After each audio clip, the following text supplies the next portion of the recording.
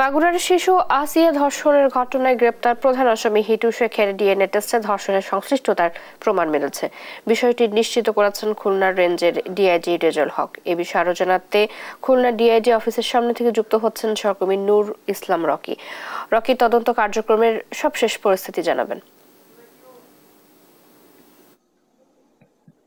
দেশ জুড়ে যে আলোচিত মাগুরার শিশু ধর্ষণের ঘটনার কিন্তু আসলে তদন্ত প্রায় শেষ পর্যায়ে চলে এসেছে। আমি গতকাল রাতে খুলনা রেঞ্জ ডিআইজির সাথে কথা বলেছি। রেজাউল সাহেব উনি আমাকে যেটি জানিয়েছে যে এই আলোচিত ঘটনাটা কিন্তু পুলিশ খুব মানে স্পষ্টকাতরভাবেই আসলে তদন্ত করেছে এবং তদন্তের কার্যক্রম প্রায় শেষ পর্যায়ে এবং খুব দ্রুতই এই চার্জশিট হবে।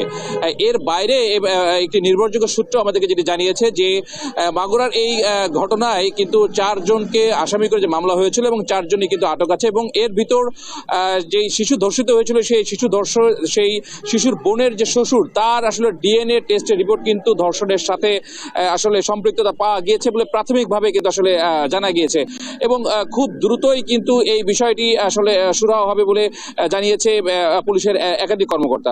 তো খুলনা রেঞ্জ ডিআইজি অফিস থেকে এটা ছিল আমার কাছে সর্বশেষ সংবাদ। রকি, ধন্যবাদ আপনাকে। আমাদের সাথে খুলনা থেকে যুক্ত ছিলেন সহকর্মী নূর ইসলাম রকি।